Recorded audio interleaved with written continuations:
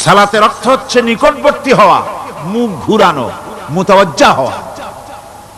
ওই যে হযরত ইব্রাহিম আলাইহিস সালাম বলেছিলেন, ইন্নী ওয়াজ্জাহতু ওয়াজহিয়া লিল্লাযী ফাতারাস সামাওয়াতি ওয়াল আরদ।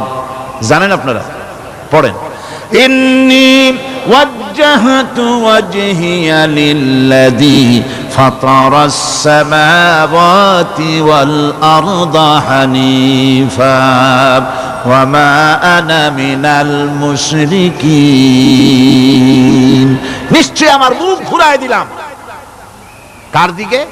যিনি আকাশ এবং জমিনের স্রষ্টা, সব কিছুর মালিক যিনি, তার দিকে আমি মুতাওয়াজ্জা হলাম। নামাজের অর্থই হচ্ছে মুতাওয়াজ্জা হওয়া, মুখ ঘুরিয়ে দেওয়া, চেহারা ঘুরিয়ে দেওয়া।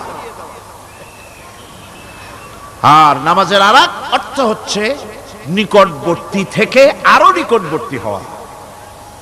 আল্লাহ রাব্বুল আলামিন বলেন, নিকটবর্তী হতে হলে ওয়াসজুদ ওয়াকতারিব, সেজদা দাও আর সেজদার মাধ্যমে আমার নিকটবর্তী হয়ে যাও। সেজদা দিলেই আল্লাহর নিকটবর্তী হওয়া যায়। কোন সুবহানাল্লাহ।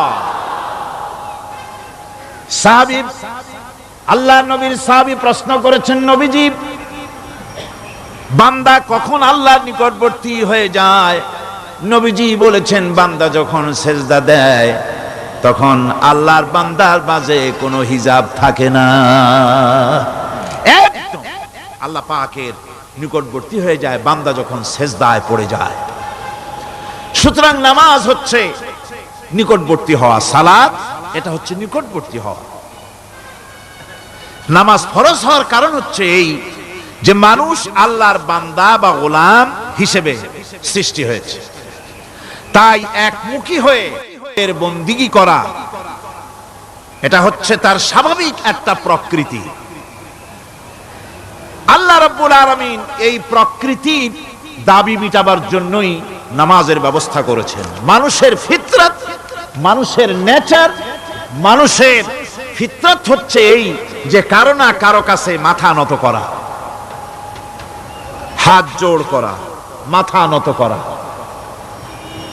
সার্বভৌমত্বের মালিক কাউকে মনে করা। হাত জোড় করতে হলে, মাথা নত করতে হলে,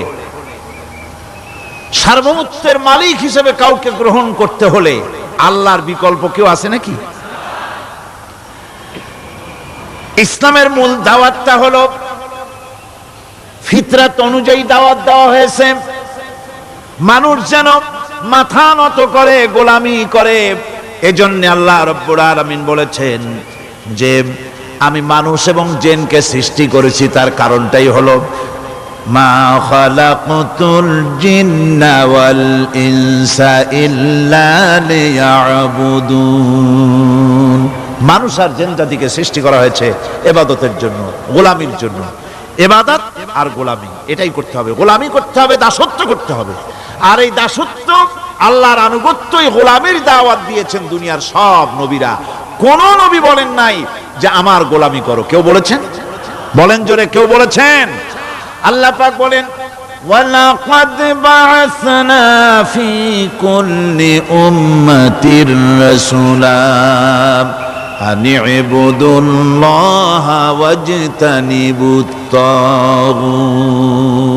প্রত্যেক জাতির জন্য আমি রাসূল প্রেরণ করেছি, তারা মানুষকে দাওয়াত দিয়েছেন এই কথা বলে যে এক আল্লাহর গোলামি করো, তিনি ছাড়া কোনো ইলাহ নাই, আইন দাতা নাই, বিধান দাতা নাই, তার গোলামি, তার সামনে মাথা নত করে দাও।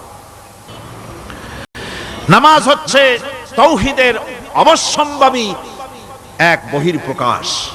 তাওহীদের জন্য তাওহীদবাদী মানুষ যারা, তাদেরকে নামাজ আদায় করতেই হবে। আকীদা বিশ্বাসের দিক থেকে তাওহীদ যদি হয় পুরা দ্বীনের মূল উৎস, তাহলে আমলের দিক থেকে নামাজ হচ্ছে পুরা দ্বীনের মূল ভিত্তি।